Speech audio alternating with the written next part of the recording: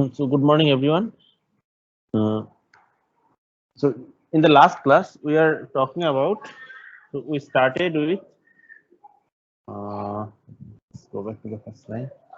Yes, we started with the idea that we'll about fine structure and hyperfine structure of one electron atom. So in the simplest case, it will be hydrogen or hydrogen-like atoms. So we started with the orbital picture, how different orbitals of low energy states, or let's say lower NLM values, how do they look like? And from there onwards, we went on and then we looked at that if there is a transition between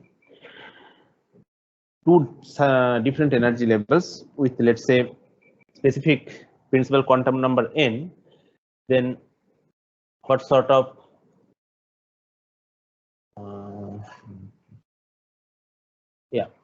so then what sort of energy will be released, and as a result, how will the emission spectra look like? That means the corresponding frequency of that, how we can calculate with using basically Rydberg constant and the quantum number of the initial and final state. And depending on what is the initial quantum number and the final quantum number, these spectra can be further characterized into three different classes. So one is called as Lyman series, second one is Balmer series, and third one is Paschen series. In the case of Lyman series, the final state where the atoms have to jump or end up, it has to be n equal to 1. That means the lowest energy state. The initial state could be anything, but other than ni, n equal to 1, of course. And the corresponding wavelength of the emitted radiation will fall into the ultraviolet region. And then for the Balmer series, the initial quantum number can be anything, but it has to be higher than n equal to 2, because the final quantum number of the state where this transition has to occur will be n equal to 2. So any kind of spectra which is fulfilling this particular condition will come under Balmer series. And the corresponding wavelength, or let's say the radiation that will be released in such transitions, will be within the visible region of optical spectrum or electromagnetic spectrum. And the last one is Paschen series. So here n equal to 3 is the final level, and any quantum number, principal quantum number, which is higher than n equal to 3, can have a jump basically. So any atom which is staying in those energy levels can make a transition to n equal to 3 level, and in such transitions, the emitted radiation will be in the infrared region. So this spectra or this series of spectral lines are called as Paschen series.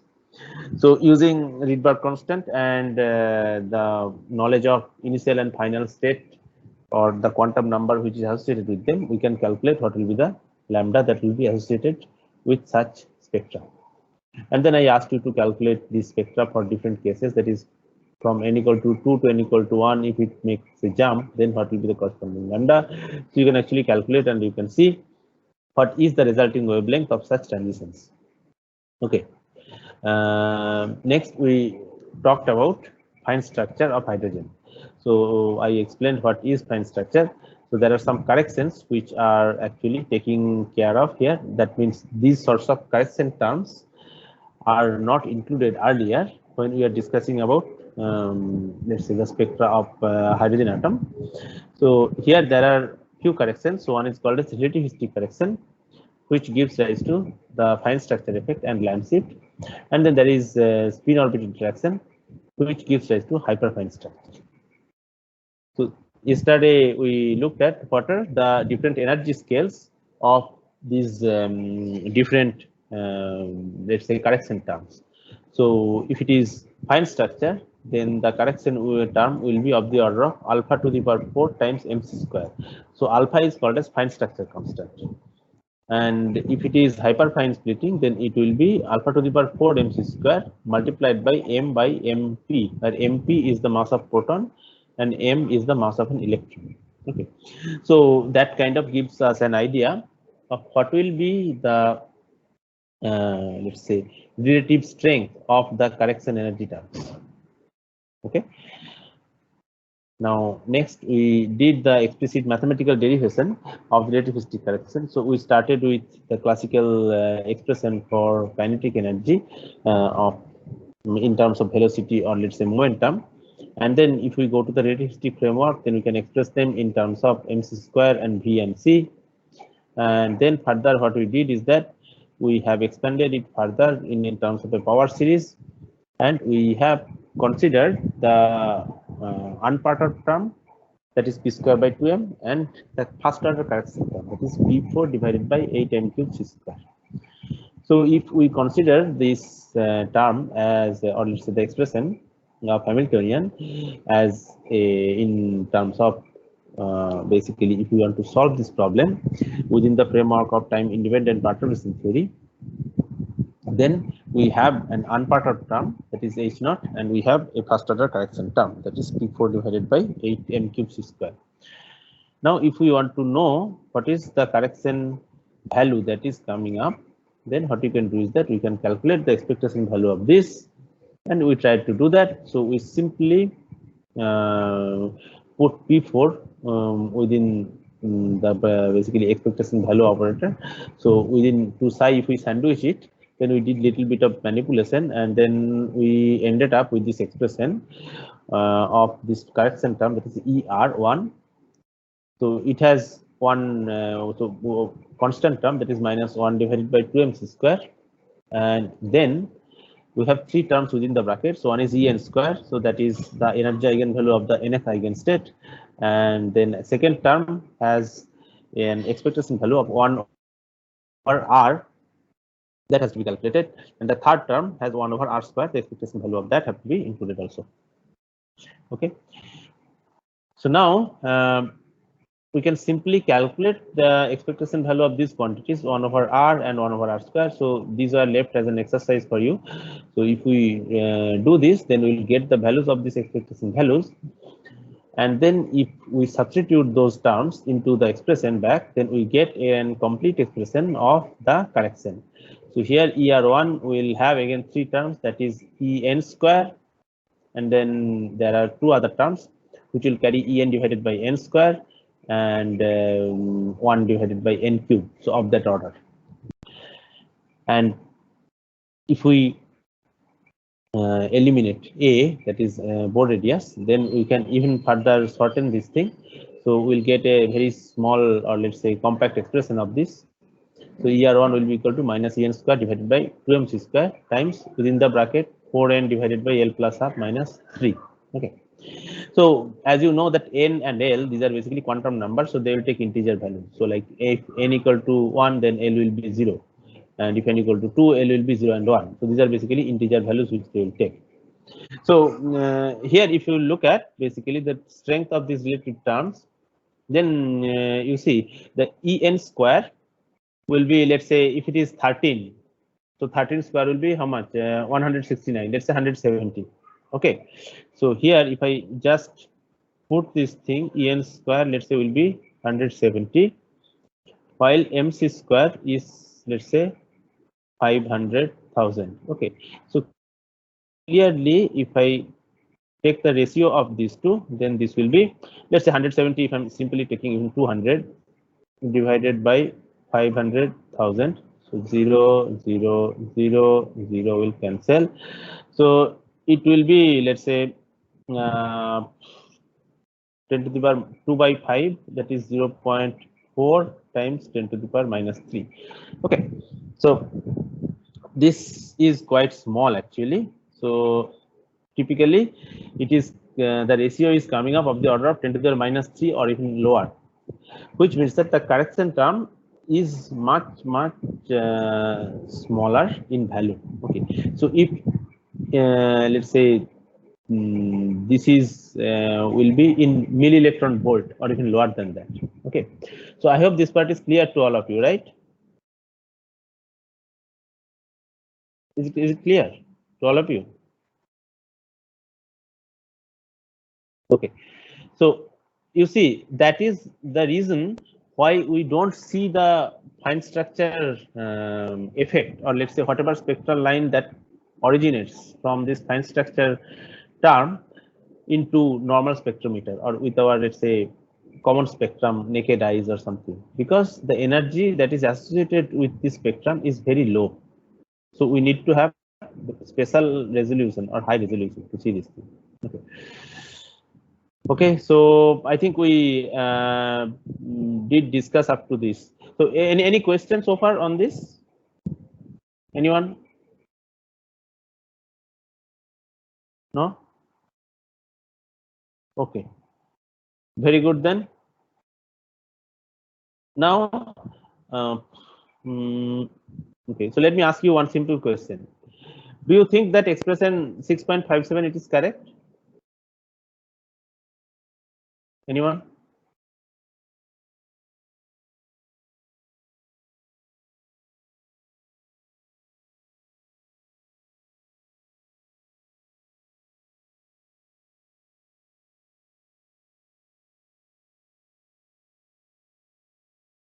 Hello?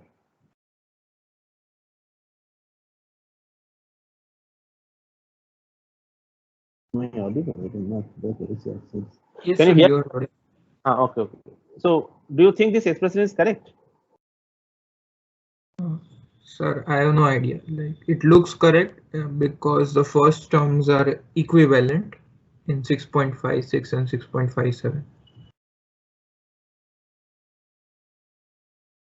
Okay, if somebody gives you this expression and asks you that, tell me please, if it is, do you think it is correct or it is not correct, whether it is right or wrong, how do you check it?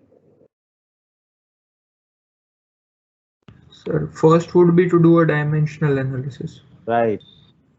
So what do you think? Is it correct dimensionally? No, sir. Yes, sir, it's correct.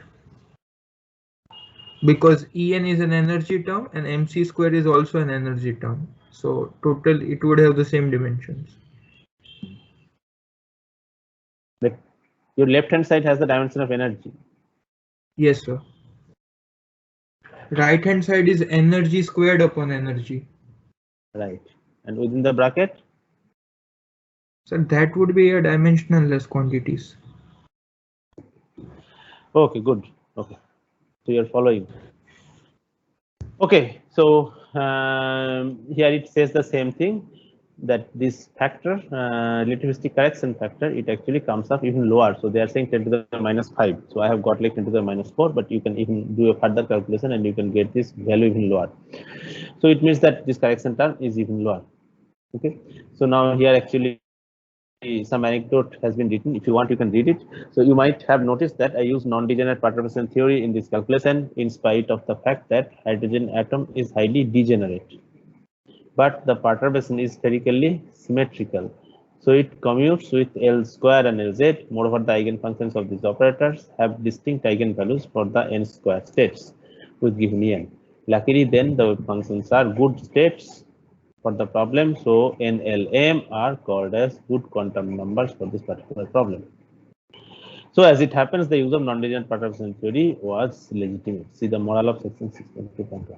Okay, so what it says that non-degenerate perturbation theory is still works good with this thing. There is no problem with that. Why? Because it actually NLM are good quantum numbers for this case, because L square and Lz, they are having eigenvalues which are basically following the n square states. Okay, so that is why we don't have any problem as such here. Okay, so let us now look at the second term, that is spin orbit coupling. So now we'll talk about spin orbit coupling. So anyone has any idea what is spin orbit coupling?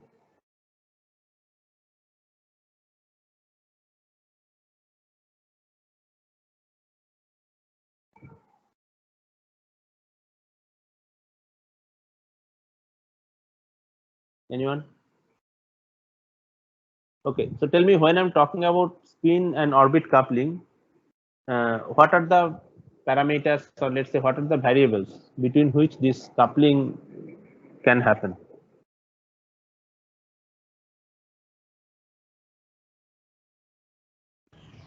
Sir, the orbital quantum number.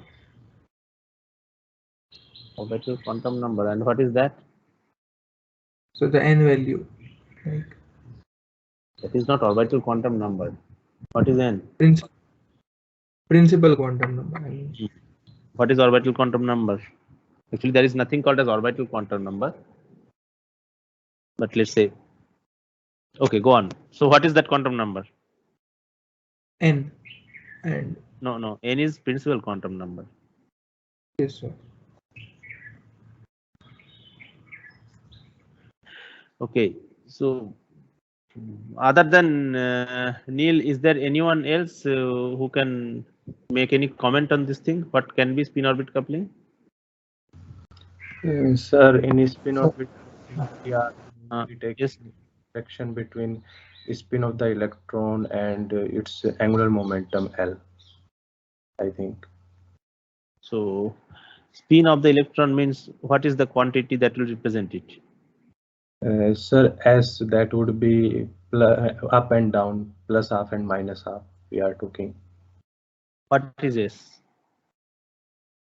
Sir, that tells spin of the electron. See, whenever we are talking about a physical quantity, it must have some connection to something which represents, which is something measurable, right?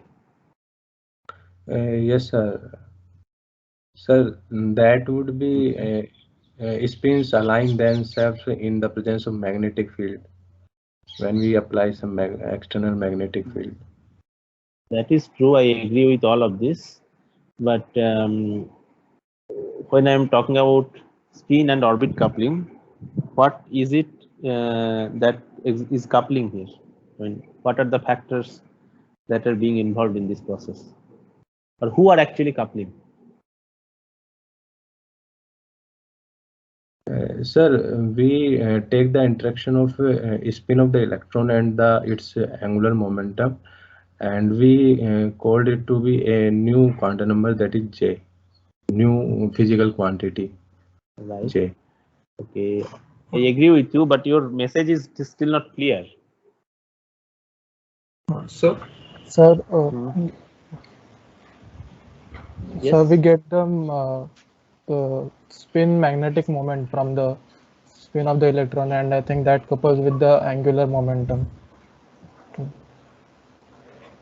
Okay, So the physical quantity should be the moment, magnetic moment. So here you're talking about angular momentum. Okay, so let me give you a simple example, because these are very basic concepts which we are explaining here. I mean, here. So let's think about, this is our sun, okay, and here we have Earth. So you have probably studied about this, or you are familiar with this model, right?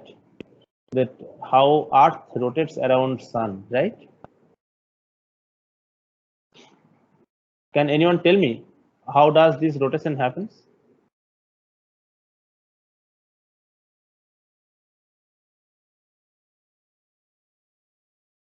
Anyone?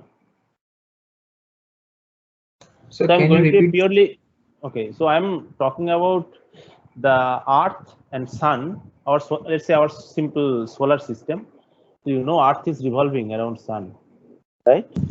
So the gravitational interaction provides the necessary centripetal force to move around the sun. Right. Okay, that I agree. But I'm saying, like, in this motion, what sort of angular momentum you think are involved?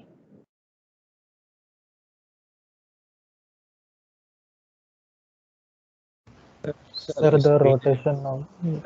both, because Earth is spinning about its own axis and Right. around the sun. So both we include. Okay. Very good. Okay. So you see, there is one rotation that happens along this path, right? Okay. In addition, there is another rotation that is happening like this problem. Okay. That means Earth is rotating around its own axis. So there are two different rotations that are involved in this process. So let's say there will be one type of angular momentum. What will be involved? Involved into this let's say not precision, like the rotation around sun. Let's say we call it as the orbital motion.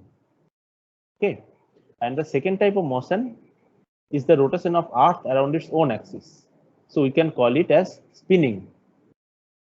So there will be another angular momentum which will be involved. Okay. So similar to that, we can also think of our atomic system. So let's say if we are simply taking one electron atom.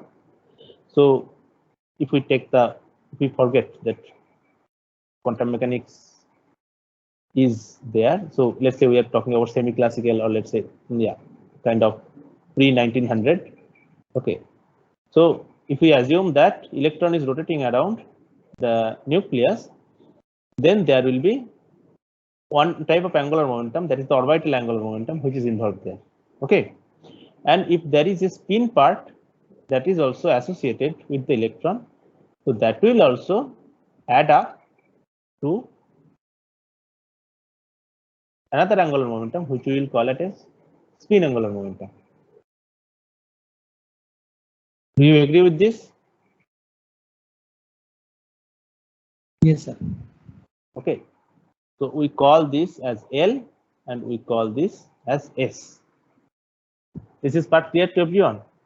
So this is a very basic concept, but you need to make it absolutely clear to you, because most of the foundation of whichever direction you go forward from this point onwards, actually not this point onwards, let's say 3 years back when you started, from that point onwards, it is based on these two factors. Okay, so whether you go to atomic physics, or you go to quantum optics, or you go to condensed matter, or you go to high energy physics, these concepts are absolutely critical. Okay, so when we are talking about spin, so probably in future, if you go to high energy physics, you will be dealing with quarks and everything. Okay, so you will not talk about electrons, whatever it is. Whenever you are talking about spin, the physical quantity that is associated with it directly is the spin angular momentum. Okay, and how spin angular momentum is coming into picture, this is also associated with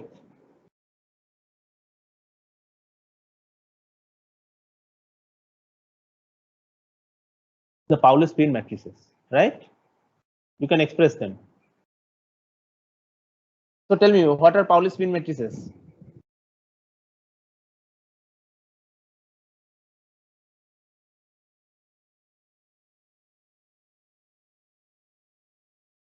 At least tell me the symbol.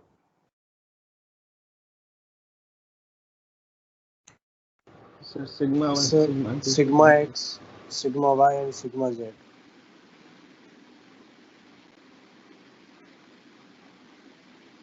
Okay, right.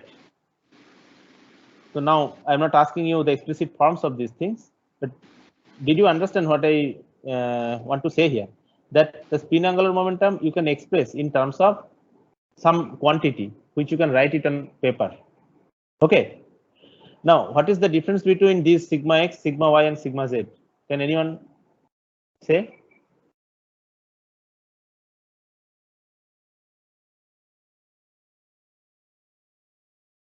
Okay. What is the particular property that all these three, that means sigma x, sigma y, and sigma z, must satisfy? All these three matrices are Hermitian and unit. There is another important property which each of these three satisfy. So they are unitary. So the square of something them else. with itself is equals is identity. The trace. Is there anything related to the trace of these matrices? So trace It is is zero. Zero always. Right. Okay. So that has some nice consequence. Please think about it. I'm not going to tell it to you now. Okay. Now the important part here is that I think one of you said about magnetic moment or magnetization, or let's say something spin half, right? Spin up and spin down something. So can you tell me how spin up and spin down is coming from this particular let's say connection.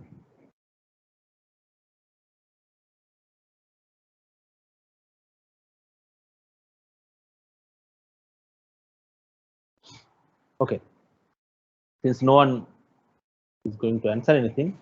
Okay, so Sir. what I'll tell me. Sir, when we apply a non-uniform magnetic field, so the electron beam Yes. will be split into two parts. We will see in So the who is this? screen. Sir, Pradyumna.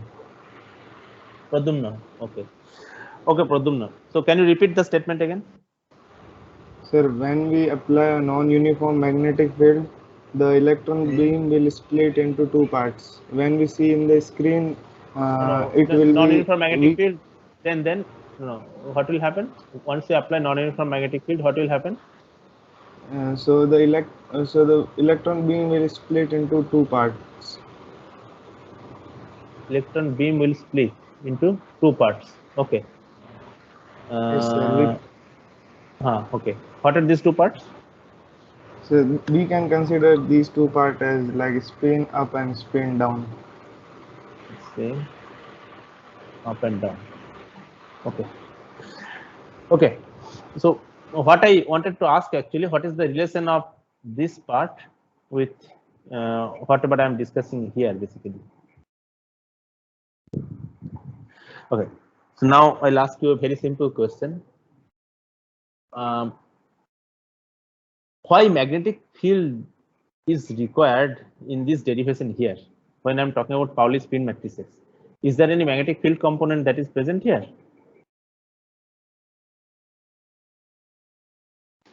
Yes, sir. Due to spin of the electron. So spin of the electron is there, then why magnetic field is there? Sir, actually, So spin arises due to the magnetic field inside the atom. If there is no magnetic field, then there is no spin at all. Okay, these are again very kind of loose statements. No, you see, spin is something. Okay, don't read something whatever is written on this page. Okay, we are not talking about this. This is something which we'll talk further. Okay, we are, let's say, at least few hundred miles even before this journey. See, when we are talking about this spin, so these are called as intrinsic spin. Okay, so there is certain quantum number that is associated with them. Okay, so don't think that it is because some magnetic field is present, that's why they are there, or some magnetic field is not there, that's why they will be absent, something like that. Okay, anyway, let's first look into this. Of course, magnetic field is essential, but that is not the reason why we are getting spin up and spin down. Okay, let's first look at this. So is it Pradumna, right? Okay, so you talked about non-uniform magnetic field. So Yes, sir. So I'm not asking you again, why did you say non-uniform magnetic field? And then you are saying electron beam will split into two parts. I think that is the experimental description you're talking about, right? Yes, sir. Okay. So you see, the thing is there, you have these three, sigma x, sigma y, and sigma z. These three matrices, right? What you can do is that you can solve and you can try to find the eigenvalue and the eigenvectors of these three matrices. Okay. Now something special will happen here. If you do it for sigma z, then you will get two specific eigenvectors. So 1 0 and 0 1. So there will be some prefactor, of course, will be present here, but I'm not considering them. So for sigma z, you will get two different eigenvectors. Okay, and some eigenvalue will be associated with it. Okay, so this is the reason why we are saying that there are two different spin states which are present. Okay, so if I want to call it as, let's say, up spin then this is the opposite. So we will call this eigenvector to represent the down state. And then if I define the SZ operator, and let's say if this is my up state, then I will get some eigenvalue and this. Similarly, if I operate SZ on this one, then I will get some eigenvalue and this state. Okay, which means that this particular state is an eigen function of this operator. The same actually you will not exactly get for sigma y and sigma x. In some cases, the eigenvalues will be complex also. Okay, so that is why whenever we are talking about the spin, we talked about up and down because we are dealing with the z component. Okay, so if you look at, we usually talked about these two operators, s square or sz. So whenever s square operates on some state, we get some eigenvalue and some psi, and also sz when it operates on some psi, we get something. Okay, is that part clear? So because Yes, sigma z has, so what are you doing for last 15 minutes? So sigma z, if you find out the eigenvalues and eigenvectors, then you will get two eigenstates with real eigenvalues. These are the two spin state which we refer as up and down or spin up and spin down. And if you operate sz operator on them, then you will get a real eigenvalue and the state itself. Same will be true for sz if you operate it on the down state. Okay, so effectively when we are dealing with the spin angular momentum, we deal with these two operators, s square and sz. So this you have already seen also when we are talking about orbital angular momentum, we talked about L square and Lz mostly. Okay, so whenever we are talking about spin up and spin down, keep in mind this is the z component of the spin that we are talking about. So we usually apply the magnetic field either along the z direction or minus z direction. Why? Because later we will see that this spin angular momentum is also associated with some magnetic moment or let's say magnetic field, which means that the external magnetic field will be interacting with these spin states. Okay, but that actually comes later. The up and down spins, they are coming because of the simple mathematics. Is this part clear? yes, sir. So why we are considering only Z component? No, you can consider the sigma x, sigma y, but you will not get the exactly same case there. So you have to see. So basically, whatever I have written here, you do this thing and then you see whether all these conditions are satisfied on the x and y component or not. In some cases, you will not get a real eigenvalue. Okay. Okay, sir. Okay. So now when I'm talking about spin orbit coupling, sorry, that means that I'm talking about the coupling between the spin angular momentum and orbital angular momentum. And both are associated with two different kind of motion. Okay. Please keep that in mind. Because spin orbit coupling has drastic consequences or huge applications, or let's say their effects are quite prominent in many cases, like in magnetism, in atomic physics, okay, also in high energy physics. So they are kind of, even like many condensed matter phenomena, the spin orbit coupling plays a major role. Okay. Okay, so I hope these parts are clear. Okay, so these are basic quantum mechanics. You need to be absolutely be very much clear with your concepts on these things. Okay, so now let us go to the topic. So what we are doing here is that, so if you remember that we are looking for corrections. So first correction we looked at is the relativistic correction, and this is the spin orbit coupling, which is again another correction that will be added to the original unperturbed energy. Okay, so let us now look at how is it happening. So let's say we're talking about an one electron atom again. Now this electron is orbiting around the nucleus. So as I said, basically you can just look at this picture here.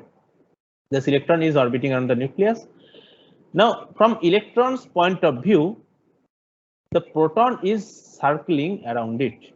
So it says this is in figure 6.7. So it is here, I think. Okay. So you can simply look at this. Okay. So either I can think of the electron is circling around the proton, and if I am on the frame of reference of the electron, then I will see, and basically if I consider it as a rest frame, then the proton will appear to be rotating around the electron. I hope that part is clear. Okay. So here the orbiting positive charge sets up a magnetic field in the electron frame, which exerts a torque on the spinning electron. Now, can anyone tell me why this orbiting positive charge sets up a magnetic field?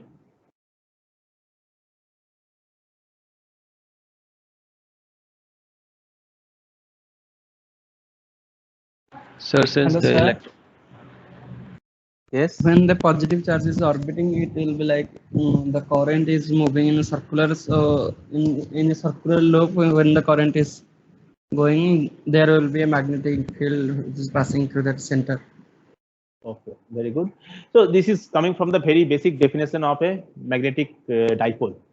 It means that whenever we have a charge that is rotating in a closed loop, so it could be circular loop, it could be square loop, but as long as it is in a closed loop and it is orbiting around that, we can consider it as a magnetic moment. And if there is a magnetic moment, that means some magnetic field will be associated with it. Okay, so it does not matter whether the electron is moving or the proton is moving, there will be some magnetic field that will be generated or it will be associated with it. Okay, so that part is quite clear. So now, since there is a rotation, so it will exert a torque on the spinning electron, and that will tend to align its magnetic moment mu along the direction. So let me take the red, I think, along the direction of the field. Okay. So since there is a magnetic field, so we are just thinking of, where is my marker? Okay, that there is an electron and there is a proton. Now, if the proton is moving, that means this is generating a magnetic field and there is a magnetic moment of the electron.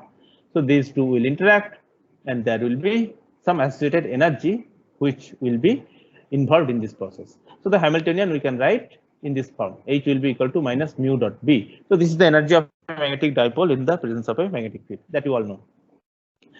Okay, so now to begin with, we need to figure out the magnetic field of the proton and the dipole moment of the electron. So mu and B we need to figure out. So how will you do it? So first thing what we will do is that we will try to find out the magnetic field of proton. So if we picture the proton from the electron's perspective as a continuous current loop, then its magnetic field can be calculated from Biot-Savart's law. So B will be equal to mu naught I by 2R. So I hope you know this expression, right? Yes, sir. So this is basically I times A, right? So current will be, yeah, so I will be whatever, E by T times pi R square, something like that. Okay. So mu will be like this. Oh, sorry, not, yeah. Not mu, sorry, I'm talking about something else here. Mu here, sorry. No, this will come back later. Okay. So B is Biot-Savart law. Sorry. Yeah. So we could have found the same relation if we consider from the perspective of the positive charge, yes, right? Yes. No, I actually wrote it the magnetic moment expression, but Biot-Savart law will be, I think, mu naught by I forgot the expression. Integral of, I think, some dot dl. This closed loop you have to integral, right? Okay. So that will basically give you this. Right. Okay. Yeah. So that actually either it will be dl or it could be dA also. Basically, it's the area or the loop. Basically, the closed circle you have to integrate it over that. Okay. So from that you get this expression. So you just have to take a circular loop and that will give you this expression. Okay. And now, so this is the magnetic field that is generated because of the proton. Now, what we'll do is that we'll try to there is an effective current that is also flowing. So I will be charge divided by T, E by T. Okay. E is the charge of the proton and T is the period of the orbit. Now, on the other hand, the orbital angular momentum of the electron in the rest frame of nucleus, of course, L will be mv times r. So that we know. So we can write it as 2 pi mr square divided by t. Okay. Moreover, B and L point in the same direction. So B we can write it in this form 1 by 4 pi epsilon naught times E by m c square r cube times L. So here actually the derivation is done. If you want, you can look at basically. So B equal to mu naught I by 2r, and I is basically E divided by T. So we are substituting it here, and L is equal to mvr. So mr times V is 2 pi r divided by T, because this is the total distance by the time period. So L will be equal to 2 pi mv square by L, and if you substitute all of this, then you will get this expression. That is basically this one. Or here also you are getting the same expression. Okay. So another point it says is that mass of electron or proton. So here actually, that's a good question actually. If we are thinking that the proton is moving, then it will be the mass of the proton, I think that will be involved here. Okay. If we think that the proton is moving, momentum of the electron, but here it says that the orbital angular momentum of the electron. No, if it is the electron angular momentum, then m will be the mass of the electron. Okay. Okay. No, sorry. So if we are thinking that this is the orbital angular momentum of electron that is involved, then this mass will be mass of electron. Okay. So another statement that it makes here is that B and L point in the same direction. Okay. So that is, I think, quite clear. If you use this thumb rule, then you can see if there is a charge that is moving, then the field will be away from this basically. So it will be along this direction. So it will be up, out of the plane towards up direction. Okay. So L and B will be in the same direction. So in vectorically, we are also seeing the same thing. Okay. Okay. So what we have got is that we have got the expression for the magnetic field that is generated for this particular case. That is the electron proton scenario. Okay, so now what we'll do is that we'll calculate the magnetic dipole moment of the electron. So here the magnetic dipole moment of a spinning charge is related to its spin angular momentum. So when we are talking about the magnetic dipole moment, I think this is the part which you guys are talking about. So this is nothing other than the magnetic moment, or you can call it as mu also, whatever quantity you want to represent it. So whenever this spin is involved, there will be some magnetic moment is associated with it. The proportionality factor is the gyromagnetic ratio. So that we have already studied, and you can also go to this section 4.4.2. So this is again Griffith's quantum mechanics. Okay, the version can be little bit different because I might have taken it from two different books. Okay, so please check whichever version it is taken from, but it will be in the same chapter. The section number could be little bit different, but it will be same. So let's derive it. So what we are deriving is that magnetic dipole moment of the electron. So we are using classical electrodynamics. So first we are considering a charge Q is mirrored all around a ring of radius r, which rotates around the axis with the period t, figure 6.8. Let me see, I think I have the figure. Okay, so here we have this rotation that is happening. Now the magnetic dipole moment of the ring is defined as the current Q by T times pi r square. So basically I times area, current times area. Okay, so Q by T times pi r square. Now if the mass of the ring is m, then its angular momentum is the moment of inertia times the angular velocity. Okay, so angular momentum is basically omega times, let's say, I. Okay.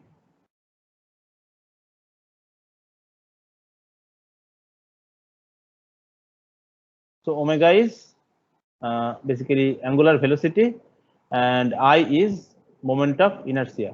not Mumbai Indians. Okay. Okay. So if we have that, then we will get this expression of spin angular momentum will be equal, S will be equal to 2 pi m r square divided by t. Now the gyromagnetic ratio for this configuration is evidently mu divided by S will be equal to Q by 2m. Notice that it is independent of R and T. If I had some more complicated objects such as a sphere, all I require to do is that to be a figure of revolution rotating around its axis, and I could calculate mu and S by chopping it into little rings and adding up their contribution. Okay, so that is an exercise. If you want, you can do. Anyway, as long as the mass and the charge are distributed in the same manner, so that charge to mass ratio is uniform, the gyromagnetic ratio will be the same for each ring, and hence also the object as a whole. So basically, it says that the charge and the distribution of mass and charge, if it stays in the similar manner, then the gyromagnetic ratio will be same for this object. Okay. Moreover, the direction of mu and S are the same or opposite if the charge is negative. So we can write mu will be equal to Q by 2m times S. So basically, we are just using these two expressions, and then we are writing this final expression here. Okay. Now there was so that was a purely classical calculations. However, as it turns out that electron's magnetic moment is twice the classical value. So mu will be E by m times S. So this calculation, whatever we done, is a purely classical. That is from classical electrodynamics. We have used and done this, but in reality, this factor half will be gone from here. And yeah, basically, so the expression, I mean, the functional form stays same, but the factor half will be removed from here. So we have the expression for mu E and S. Now this extra 2 factor was explained by Dirac in his relativistic theory of electron. So if you want, you can actually go back and look at Dirac's theory, but for the moment we will not get into it. We'll just simply take the expression or the corrected term. Okay. So this extra factor 2 will take into consideration. Now putting this all together, we'll get this Hamiltonian will be equal to E square divided by 4 pi epsilon naught times 1 by m square c square r cube times S dot L. Okay. So what did we do? Just quickly go back and see. So we had this Hamiltonian minus mu dot B. Okay. We have two charged particles. One is electron, other is proton. So either electron is moving around proton, or from electron frame of reference, we are assuming the proton is moving around electron. The situation is same basically. And then we calculated the expression for B in terms of the angular momentum vector L, and the expression for mu in terms of the spin angular momentum S. Okay. So mu dot B gives me this particular term in the Hamiltonian. Okay. So it comes out of this form L dot S. So that is why this is called as spin orbit coupling. Okay. You can see what is L. L is orbital angular momentum, and S is spin angular momentum. So S dot L is basically the coupling between spin and orbital angular momentum. So that is why this is called a spin orbit coupling. Okay. So any questions so far?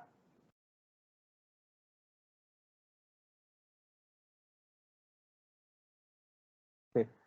So if not, then we'll stop here, and we'll continue in tomorrow's class. Okay. Thank you for your time. So we'll finish it here. Thank you, sir. Thank you, sir. Okay. Thank you, sir.